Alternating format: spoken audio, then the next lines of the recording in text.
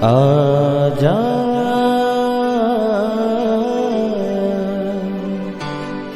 प्रभु यीशु के दर आजा, जीवन मिलेगा तुझे। आजा आजा प्रभु यीशु के दर आजा,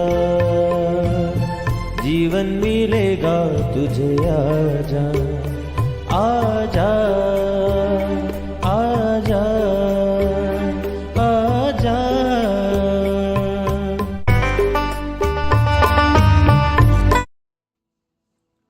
प्रेज द लॉर्ड एवरीवन। मैं pastor Kulbhushan Johar, Asian church of Christ Vancouver BC से प्रोग्राम नई जिंदगी की ओर में आप सबका बहुत बहुत स्वागत करता हूं। मैं उम्मीद करता हूं आप सब लोग अच्छे होंगे, तंदुरुस्त होंगे और परमेश्वर के कलाम में बढ़ रहे होंगे। तो आइए, हर बार की तरह परमेश्वर के कलाम में से सीखने से पहले, वचन को पढ़ने से पहले, आइए हम अपनी आंखों को बंद करेंगे, अपने सरों को झुकाएंगे।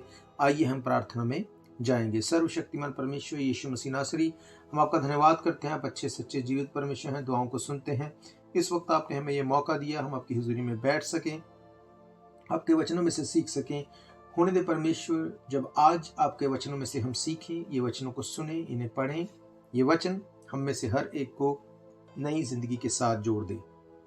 कोई भी अंधकार की शक्ति इन वचनों के फलों को चुरा ना सके। महान परमेश्वर, अपने सुनने वाले हर एक भाई बहन, बच्चे बुजुर्ग के ऊपर मैं आपकी दया, आपकी आशीष को मांगता हूँ। खुदावंद, आप हम सबकी मदद करें और सहायता करें। यीशु मसीह के सामर्थी नाम से हम मांगते हैं, आमीन आमीन, हालेलुया। तो मैं स्वागत करता हूं आप सबका प्रभु यीशु मसीह की हुजूरी में। आज मैं आपसे बात करूंगा परमेश्वर के कलाम में से कि क्यों हमें प्रार्थना करना जरूरी है। मेरे प्रियो, आज वो समय है, जिस देश में हम रह रहे हैं, उस देश में लोगों को ये लगता है कि हमें परमेश्वर की कोई ज़रूरत नहीं, हमें प्रार्थना की कोई ज़रूरत नहीं। क्यों करें हम प्रार्थना? किस लिए हम परमेश्वर के साथ बैठें? हमें सब कुछ हमारी गवर्नमेंट जो है वो देती है, सब कुछ यहाँ पे अच्छा है। अगर हमारे पास काम नहीं है तो गवर्नमेंट हमें सपोर्ट करेगी, अगर काम है तो हमें किसी चीज़ की वैसे ही ज़रूरत नहीं। माइंड इस तरह से सेट है कि हमें लगता है कि सब कुछ इसी तरह से रहेगा और हमें किसी भी तरह से परमेश्वर के सामने जाने की कोई ज़रूरत नहीं। मेरे प्रियो, आज मैं आपको बताऊंगा परमेश्वर के कलाम में से कि प्रार्थना की क्या इम्पोर्टेंस है, क्यों प्रार्थना करना ज़रूरी है। मेरे प्रियो, आइए सबसे पहले हम परमेश्वर के कलाम में से देखेंगे मत्ती रचित सुसमाचार, उसका 26वां अध्याय, उसके 31 आयत से हम पढ़ेंगे। लिखा है, तब यीशु ने उससे कहा, यानी कि पतरस से कहा, तुम सब आज ही रात को मेरे विषय में ठोकर खाओगे, क्योंकि लिखा है, मैं चरवाहे को मारूंगा, झुंड को तितर बितर करूंगा, परंतु मैं अपने जी उठने के बाद तुमसे पहले गलील को जाऊंगा। इस पर पतरस ने उससे कहा, यदि सब तेरे विषय में ठोकर खाएं तो खाएं, परंतु मैं कभी भी ठोकर नहीं खाऊंगा। यीशु ने उससे कहा, मैं तुझसे सच कहता हूं, आज ही रात मुर्गे के बांग देने से पहले 3 बार तू मेरा इनकार करेगा। पतरस ने उससे कहा, यदि मुझे तेरे साथ मरना भी पड़े तो भी मैं तुझसे कभी ना मुकरूंगा। और ऐसा ही सब चेलों ने भी कहा। हालेलुया।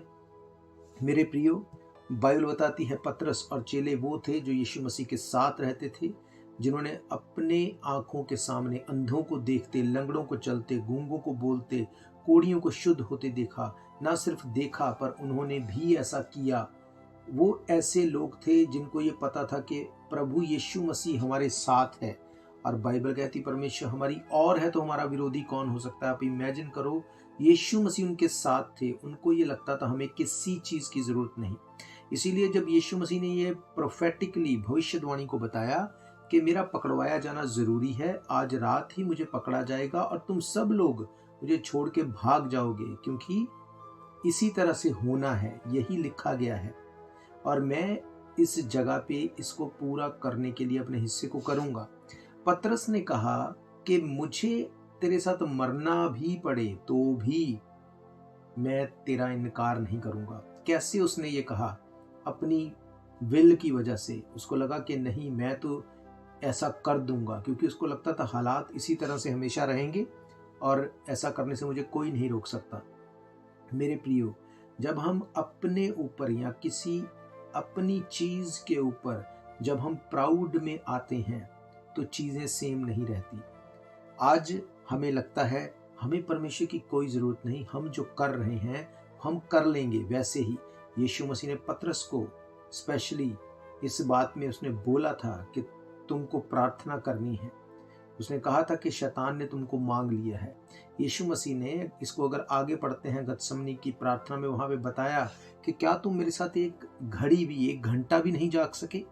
इसका मतलब यीशु मसीह उनको ये बता रहे थे कि प्रार्थना की एक वैल्यू है। अगर तुम प्रार्थना करोगे तुम ट्रबल्स में से निकल जाओगे, पर अगर तुम प्रार्थना नहीं करोगे तुम वही ट्रबल में फंस जाओगे। कोई मैटर नहीं करता तुम किस देश में हो, कितने ब्लेस्ड हो, कितना पैसा तुम्हारे पास है, क्या तुम्हारा बैंक बैलेंस है, क्या तुम्हारे लिंक्स हैं, क्या तुम्हारे रिलेशन है, कोई फर्क नहीं पड़ता। अगर ये प्रार्थना की करेंसी, अगर प्रार्थना रूपी करेंसी तुम्हारे पास नहीं है तो शैतान कभी भी तुम्हें पटक देगा, कभी भी तुम्हें वो फंसा लेगा। हालेलुया।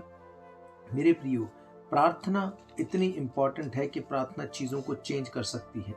अब अगर इसके आगे हम देखते हैं 26 अध्याय के अगर 53 आयत से पढ़ूं, वहां पे बताया गया कि किस तरह से यीशु मसीह को जब पकड़वाया जाना था तो कैसे यहूदा ने उन रोमन सेना के लोगों को लेके आके यीशु मसीह को पकड़ने के लिए जब सब कुछ को फिक्स कर लिया। 53 आयत में लिखा है कि जब ऐसा हो गया तो पतरस ने तलवार उठा के जो पकड़ने आए थे उन लोगों से लड़ाई करने की ट्राई की।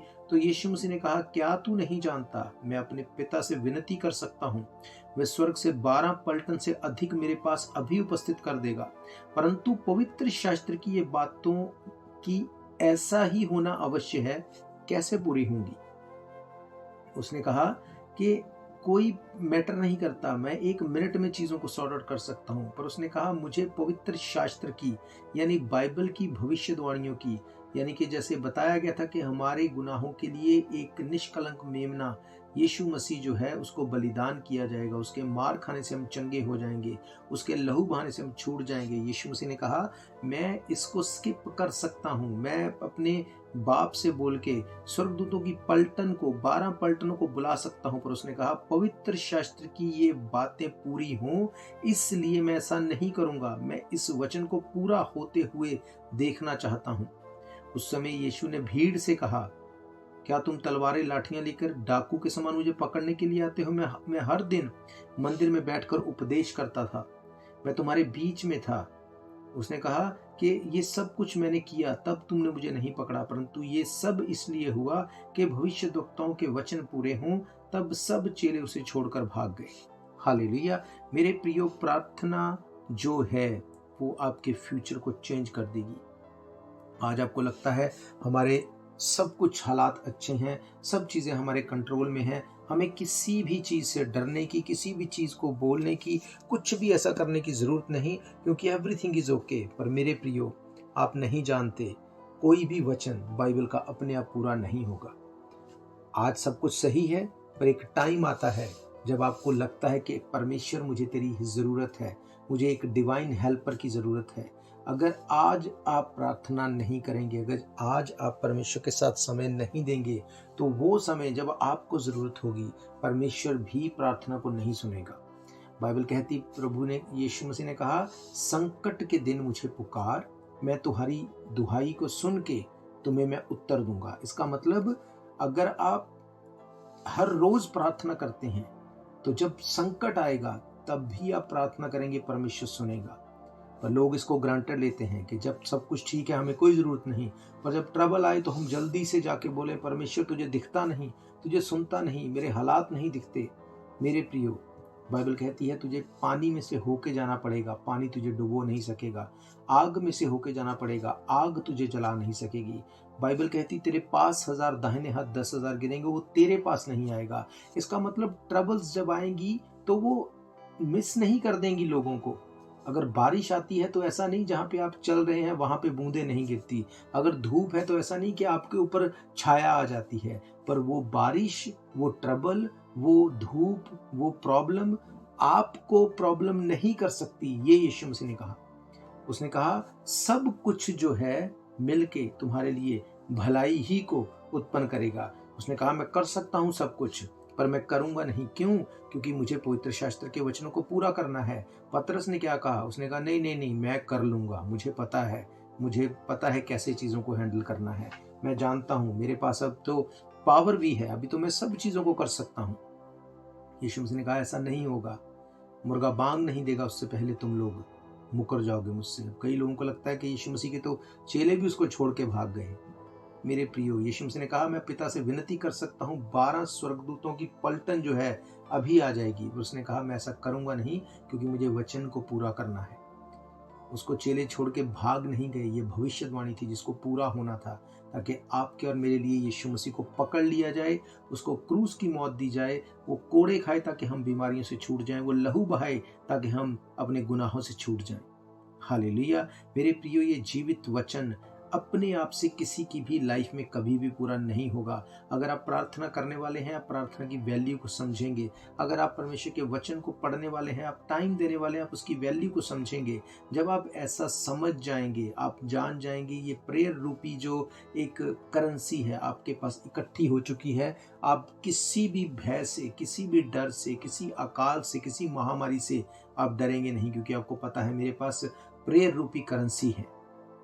हालेलुया। अगर आप कनाडा में हैं, कनाडा की करेंसी अगर आप इंडिया में जाके चलाते हैं तो वहाँ पे वो बहुत ज़्यादा बढ़ जाती है, पर अगर यही आप यूएस में चले जाते हैं तो वो घट जाती है। इसका मतलब करेंसी मैटर करती है। हर जगह की करेंसी हर जगह के ऊपर सेम नहीं रहती। इस तरह से अगर आपके पास प्रार्थना की करेंसी नहीं है तो आपकी लाइफ भी सेम नहीं होगी। आप नहीं बोल सकते कि एक बंदे के पास स्पिरिचुअल करेंसी है, मेरे पास फिजिकल करेंसी है, तो आपको लगता है कि वो मेरी करेंसी स्पिरिचुअल राम में भी वैसे ही काम कर जाएगी। ऐसा नहीं है। आपकी फिजिकल करेंसी स्पिरिचुअल राम में जीरो हो जाएगी, पर अगर आपके पास स्पिरिचुअल करेंसी है, प्रार्थना की करेंसी है, वो आपको हर जगह ऊंचा उठा देगी। हालेलुया। मेरे प्रियो, एलिया के बारे में बाइबल बताती है कि वो प्रार्थना नहीं करता था, वो बोलता था आकाश बंद हो जाए, आकाश बंद हो जाता था, बारिश नहीं होती थी। वो बोलता था बारिश हो, बारिश होती थी। ऐसे बड़े बड़े काम उसने किए। वो बोलता था आसमान से आग उतर आए, भस्म कर दे बाल के देवताओं को, वैसा ही हो जाता था। पर एक टाइम आया जब प्रार्थना की करेंसी कम हो गई। बाइबल बताती है इजाबेल, जो कि उसका कुछ बिगाड़ नहीं सकती थी, वो उसको जब उसने धमकाया वो डर के भाग गया। हालेलुया। मेरे प्रियो, बाइबल में अगर खूबियां लिखी हैं तो खामियां भी लिखी हैं। क्यों? ताकि आप और मैं उससे सीखें और अपनी लाइफ को उस सुधार में लेके जाएं जो लोगों ने मिस कर दिया। हालेलुया। बाइबल बताती है परमेश्वर ने यीशु मसीह के साथ भी कोई भेदभाव नहीं किया। उसने भी सब चीजों को एक्सपीरियंस किया और उसने फोर्सफुली होने दिया चीजों को। उसको पता था मुझे क्रूसीफाई होना है, उसको पता था कि अब मुझे बपतिस्मा लेना है, उसको पता था मुझे फास्टिंग करनी है, मुझे प्रार्थना करनी है। उसने नहीं कहा मैं तो परमेश्वर हूं, मुझे क्या जरूरत है। उन चीजों में से वो हो के गया। अगर आप देखें लूका रचित सुसमाचार 3 अध्याय उसकी 21 आयत लिखा है, जब सब लोगों ने बपतिस्मा लिया और यीशु भी बपतिस्मा लेकर प्रार्थना कर रहा था तो आकाश खुल गया और पवित्र आत्मा शारीरिक रूप में कबूतर के समान उस पर उतरा और ये आकाशवाणी हुई, तू मेरा प्रिय पुत्र है, मैं तुझसे प्रसन्न हूँ। हालेलुया। बाइबल कहती उस टाइम पे बपतिस्मा लेना जरूरी था। जब यूहन्ना बपतिस्मा दाता बोलता था पापों से मन फिराओ, बपतिस्मा लो, अपने पापों से तौबा करो। अब यीशु मसीह ने तो कोई पाप नहीं किया था, पर फिर भी जब यूहन्ना ने उसे रोका ये बोल के कि तू तो निष्कलंक मेमना है, उसने कहा नहीं, धार्मिकता को इसी रीति से पूरा होने दे। ना सिर्फ उसने बपतिस्मा लिया, पर उसके बाद लिखा है वो जब बपतिस्मा ले चुका, यीशु बपतिस्मा लेने के बाद प्रार्थना कर रहा था और देखो आकाश खुल गया। आप इमेजिन करो, अगर वो बपतिस्मा नहीं लेता, वैसे ही चला जाता, क्या आकाश खुलता? नहीं खुलता। अगर वो बपतिस्मा लेके प्रार्थना ना करता तो क्या तब आकाश खुलता? नहीं, ऐसा नहीं हुआ। जो चीज़ जैसे होनी है वो वैसे ही होनी है।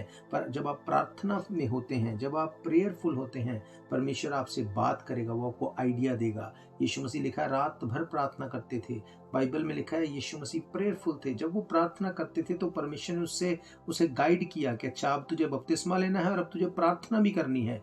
जब उसने ऐसा किया, उसके करने के बाद लिखा है आसमान खुल गया और वहां से एक आकाशवाणी हुई। और क्या लिखा है, तू मेरा प्रिय पुत्र है, मैं तुझसे प्रसन्न हूँ। ये उस टाइम का एक कस्टम था। जब लोग बपतिस्मा लेते थे तो जो महायाजक होता था वो उस टाइम पे आके इस बात को बोलता था कि तू मेरा प्रिय पुत्र है बाकियों के लिए, आज मैं तुझसे प्रसन्न हूं क्योंकि तूने व्यवस्था को पूरा किया। और जब यीशु मसीह ने बपतिस्मा दिया तो उस टाइम पे महायाजक ने नहीं, राजाओं के राजा, याजकों के याजक, परमेश्वर ने आसमान से आकाशवाणी की और बोला तू मेरा प्रिय पुत्र है, मैं तुझसे प्रसन्न हूं। मतलब परमेश्वर ने उन सब कस्टम्स को पूरा किया। हालेलुया। मेरे प्रियो, आज हमें लगता है हमें किसी चीज की जरूरत नहीं, सब कुछ अपने आप हो जाएगा। ऐसा कुछ नहीं है मेरे प्रियो, कुछ भी अपने आप नहीं होगा। हमें वैल्यू समझनी पड़ेगी। जब तक आपकी लाइफ में किसी चीज की वैल्यू नहीं आती, आप उस चीज के एक्चुअली उस लेवल तक नहीं पहुंचते। आपको तब तक वो ब्लेसिंग नहीं मिल सकती जब तक आपको उसकी वैल्यू पता नहीं चलती। अगर मैं आपको समझाने के लिए मैं आपसे बात करूं, मैं आपको एक स्टोरी बताता हूं। एक बार एक लड़का जिसका बाप बहुत ही अमीर था, उसको कोई वैल्यू नहीं थी, उसके पैसे की कोई वैल्यू नहीं थी काम करने की, पर बाप चाहता था बेटे को कुछ लेसन देने के लिए, लाइफ में सक्सेस होने के लिए। एक दिन उसने बेटे को बोला, आज से मैं तुझे फीड नहीं करूंगा, आज से मैं तुझे कोई पैसा नहीं दूंगा, जा पहले जाके एक $100 कमा के लेके आ, जब तू लेके आएगा उसके बाद मैं तुझे प्रॉपर्टी में से हिस्सा दूंगा। उसने कहा इसमें क्या बड़ी बात है। वो इधर उधर गया, उसने जाके अपने फ्रेंड से, रिश्तेदारों से पैसे मांगे, लाके बाप को दे दिए। जैसे ही उसने बाप को दिया, बाप ने उस नोट को फाड़ के फेंक दिया और उसको बोला नहीं, जा फिर से लेके आ। फिर से भेजा, उसको फिर से भेजा। वही सिलसिला चलता रहा। वो लाता लोगों से मांग के और वो पिता उसका उस नोट को फाड़ देता। ये काफ़ी दिन तक सिलसिला चलता रहा। जब उसने सब अपने रिश्तेदारों से पैसा मांग चुका, जब दोस्तों से मांग चुका, अब कोई ऐसा नहीं बचा जिसके पास जाके वो पैसे को मांगे। पर बाप ने कहा कि नहीं, फिर से जा। इस बार उसके पास कोई ऐसा व्यक्ति नहीं था जिससे वो मांग सकता। तो उसने एक जगह के ऊपर देखा कि एक व्यक्ति मजदूरों को हायर कर रहा है। उसने कहा मुझे $100 चाहिए। उसने कहा सारा दिन काम करेगा, शाम को तुझे $100 मिल जाएगा। जैसे ही उसने सारा दिन काम किया, मेहनत की, शरीर को तोड़ा, पूरा वो पसीनों में लथपथ था, चीज़ें उसकी पहुंच से बाहर हो रही थी, बहुत कुछ उसने हार्ड वर्क किया। शाम को जब $100 आया, वो $100 ले जाकर उसने बाप को दिया। जैसे ही बाप इस बार फिर से उस नोट को फाड़ने लगा, उसने उसके हाथ को पकड़ लिया। उसने कहा तू इस नोट को नहीं फाड़ सकता, मैंने सारा दिन मेहनत की है, मुझे इसकी वैल्यू का पता है। बाप ने उसको बोला अब मैं जान गया हूँ कि ये पैसा तू किसी से मांग के नहीं लाया, ये तेरा खुद का पैसा है, इसलिए तूने मुझे इसे खराब नहीं करने दिया। और बाप ने उसे गले से लगाया। मेरे प्रियो, आज लोगों को वैल्यू नहीं है। लोग फ़ोन करते हैं, अच्छा ये प्रॉब्लम आ गई, हमारे लिए प्रार्थना कर दो जल्दी से, हमारे पास ये सामान नहीं है, हमारे पास ये सामान भेज दो जल्दी से। उनको कोई वैल्यू नहीं है। चर्च इसमें कभी पीछे नहीं हटेगा, वो हम करते रहेंगे। पर मैं आपको क्या कहना चाहता हूँ, जब आपके पास खुद अपनी प्रार्थना की करेंसी होगी, जब आप खुद से प्रेयरफुल होंगे, फास्टिंग में जाएंगे, आप आराधना में जाएंगे, चर्च भवन में आएंगे, जब आप ऐसा खुद से करेंगे, आपको वैल्यू पता होगी। फिर आप बोलेंगे परमेश्वर से मुसीबत के टाइम पे, परमेश्वर तेरा वचन कहता है मुसीबत के समय मुझे पुकार, मैं तेरी प्रार्थना को सुन के तुझे उत्तर दूंगा। फिर आप पतरस की तरह घमंड करके नहीं बोलेंगे दुनिया ये कर ले तो कर ले, मैं ऐसा नहीं करूंगा। अगर आप ऐसा करेंगे आप गिरेंगे। पर जब आपको वैल्यू पता होगी, पौलुस ने कहा ऐसा मत कहो कि हाँ हम कल वहां जाएंगे, ये करेंगे। अगर उसने कहा, बोलो अगर परमेश्वर की इच्छा हुई तो हम ऐसा करेंगे। वो वैल्यू को जानता था, उसको पता था परमेश्वर एक सेकंड में चीज़ों को चेंज कर देगा। जिस पैसे के ऊपर, जिस लोगों के ऊपर, जिस बैंक बैलेंस के ऊपर आज भरोसा है लोगों को, बहुत जल्द टाइम आएगा ये सब वहम निकल जाएंगे, कोई चीज़ काम नहीं आएगी। सिर्फ प्रभु यीशु मसीह काम आएगा। उसने कहा, राह, सच्चाई और ज़िंदगी मैं हूँ, बिना मेरे कोई पिता के पास नहीं जा सकता। मैं क्यों ये आपको बोल रहा हूँ? क्योंकि ये बाइबल की भविष्यवाणियाँ हैं। बाइबल में लिखा है पहले से कि आने वाले दिन बुरे हैं, आने वाले दिनों में क्या होने वाला है। बाइबल कहती है जिसके माथे के ऊपर मोहर दी जाएगी स्वर्गदूतों के द्वारा, वही बचाए जाएंगे। कैसे आपको लगता है ईजी है ये? नहीं। अगर आप प्रार्थना करने वाले हैं, आराधना करने वाले हैं, आप चीज़ों को चेंज होते देखेंगे। उसने कहा तेरे पास 1000 दाहिने हाथ 10,000 गिरेंगे, वो तेरे पास नहीं आएगा, पर उसके लिए पहले तुझे परम प्रधान के छाए हुए स्थान में बैठना पड़ेगा। आज छाए हुए स्थान में बैठने को कोई तैयार नहीं, पर उसकी छाया में ठिकाना हर एक पाना चाहता है। मेरे प्रियो, हमें अपनी लाइफ को जांचना है। प्रार्थना हमारी लाइफ का अटूट अंग होना चाहिए। प्रेयर, फास्टिंग, आराधना, वचनों का पढ़ना, ये हमारी लाइफ में एवरी डे होना ही चाहिए। यीशु मसीह ने कहा, क्या तुम मेरे साथ एक घड़ी भी नहीं जाग सके?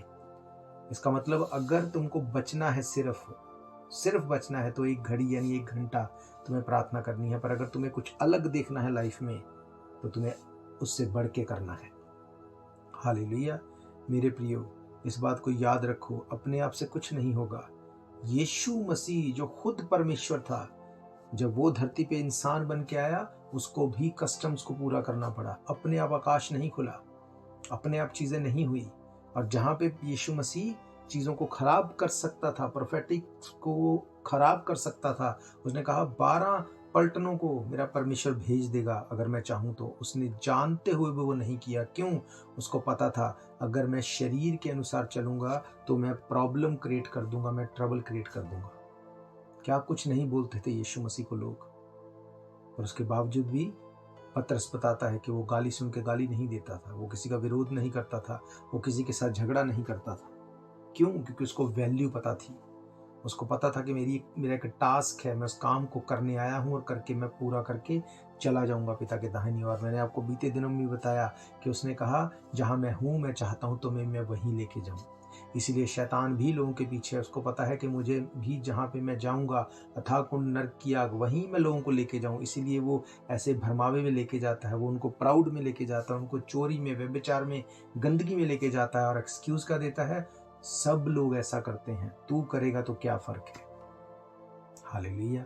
मेरे प्रियो, हम इस बात को समझें, अपनी वैल्यू को बढ़ाएं, परमेश्वर के सामने आए, परमेश्वर से प्रार्थना में, आराधना में टाइम स्पेंड करें, ताकि जब मुसीबत आए, उसने कहा संकट के दिन मुझे पुकार, मैं तेरी दुहाई को सुन के तुझे उत्तर दूंगा।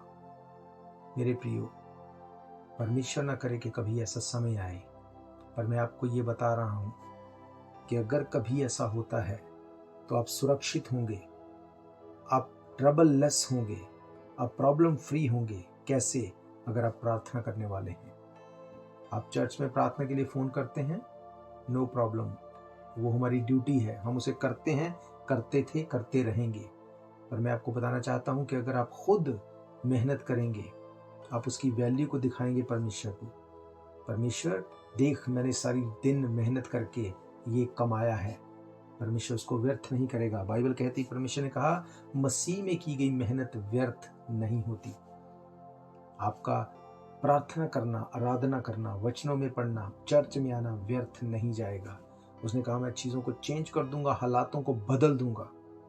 हालेलुया। मेरे प्रियो, मेरा ये फेथ है, ये वचन आपकी ज़िंदगी में काम करेंगे।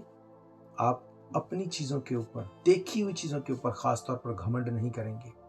आप प्रार्थना करेंगे प्रभु यीशु मसीह से, अपने गुनाहों से तौबा करेंगे, अपने गुनाहगारों को माफ़ करेंगे। इसीलिए बाइबल कहती है जो अपने गुनाहों को मान ले और छोड़ दे, उसके गुनाह माफ़ किए जाते हैं।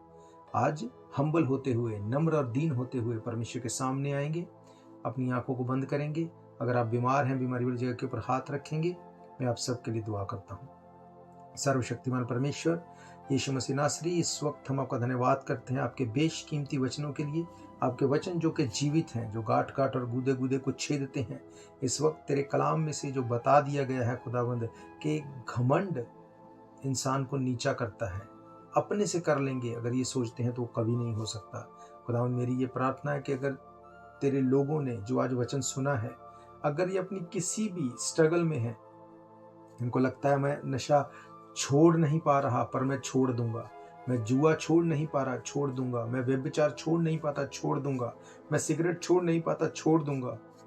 मैं बुरी संगति छोड़ नहीं पाता, छोड़ दूंगा। अपने ऊपर अगर भरोसा रख के बैठे हैं, खुदावंद आज जब ये अपने आप को नम्र करते हैं, दीन करते हैं, खुदावंद मेरी ये प्रार्थना है आप इनको छुएं, इनसे बात करें, इनकी हर एक बीमारी आज चली जाए यीशु मसीह के नाम से। हर गंदी आदत इनकी लाइफ से चली जाए यीशु मसीह के नाम से। हर चोरी, हर व्यभिचार, हर गंदगी, हर एक शैतान की शक्ति इनकी लाइफ से डिसअपियर हो जाए। यीशु मसीह के लहू के वसीले इनके पाप धुलने पाए, रिपेंट करें और आपके नाम को महिमा दें। खुदावन जितने बीमार हैं यीशु मसीह के नाम से हील होने पाए। बाइबल कहती यीशु मसीह के कोड़े खाने से हम चंगे हो चुके, उसके लहू बहाने से हम छूट चुके। खुदावंद मैं प्रार्थना करता हूँ घुटनों के सारे रोगी यीशु मसीह के नाम से चंगे हो जाए, रीढ़ की हड्डी के रोगी चंगे हो जाएं, ब्लड के रोगी चंगे हो जाएं, शुगर के रोगी हील हो जाएं, कैंसर के रोगी हील हो जाएं, अंधे देखे, लंगड़े चलें, गूंगे बोले, कोढ़ी शुद्ध किए जाए, पैरालाइज के रोगी हील हो जाएं यीशु मसीह के नाम से। In the name of Jesus Christ every problem, every trouble, every sickness, get out in the name of Jesus. I command you in the name of Jesus, leave their bodies right now. In Jesus' mighty name we pray. Amen. Amen. खुदाबंद मैं आपका धन्यवाद करता हूँ इन लोगों के लिए, तेरे लोग ब्लेस्ड हैं। तो मैं आप सबका भी शुक्र करता हूँ, धन्यवाद करता हूँ कि आपने इस वचनों को सुना, आपने अपनी हीलिंग को, अपनी डिलीवरेंस को अगर लिया है, रिसीव किया है, आप हमारे व्हाट्सएप नंबर के ऊपर 7788922250 के ऊपर संपर्क करके अपनी टेस्टिमनी को दे सकते हैं। आपकी टेस्टिमनी सुन के किसी और की जिंदगी चेंज हो सकती है। और आपको बताना चाहता हूं कि 27 अक्टूबर और 3 नवंबर परमेश्वर के दास बिशप जॉर्ज जोसेफ इंडिया से हमारे बीच में होंगे। ये प्रार्थना सभाएं जो हैं विशेष तौर पर यूथ और स्टूडेंट्स के लिए खास तौर पर प्रार्थना की सभाएं होंगी। जो लोग अपने स्टेटस में स्ट्रगल कर रहे हैं, जो लोग अपनी प्रॉब्लम्स में हैं, आप सब इनवाइटेड हैं। और मैं आपको बताना चाहता हूँ यूथ इसको ज़रूर से अटेंड करें। एड्रेस आप जानते हैं, 660 east 51st Avenue, Vancouver, BC। 27 अक्टूबर दोपहर 1 बजे, 3 नवंबर दोपहर 1 बजे हम परमेश्वर के भवन में मिलेंगे। मैं ये जानता हूँ जब आप एक मन होकर परमेश्वर के भवन में होंगे, आपकी प्रॉब्लम का हल किया जाएगा। आप देखेंगे चीज़ों को चेंज होते। मेरे प्रियो, मैंने आपको बताया अपने आप से कुछ नहीं होगा। अगर आप बैठे रहेंगे और आपको लगेगा अगर परमेश्वर है तो यही कर दे, ऐसा नहीं होगा मेरे प्रियो। आपको आना पड़ेगा परमेश्वर की हुजूरी में, आपको आना पड़ेगा ताकि परमेश्वर आपके बंधनों को खोल दे। मेरा ये फेथ है जब हम मिल के इस काम को करेंगे, आप रिजल्ट को देखेंगे, जिंदगियां चेंज होंगी। हालेलुया। तो मैं आप सबको इनवाइट करता हूं। आने से पहले आपको जस्ट एक कॉल करनी है या हमारी वेबसाइट के ऊपर www.asianchurchofchrist.org के ऊपर जाके आपको फॉर्म फिल करना है। मेरा ये फेथ है जब आप ऐसा करेंगे आप एक बड़े बदलाव को देखेंगे। तो हम इंतज़ार करेंगे आपका परमेश्वर के भवन में। God bless you all. शायद ये मौका होगा आखिरी, तुझको बुला रहा है नासरी। धोखा ही धोखा संसार है, प्रभु यीशु का सच्चा प्यार है।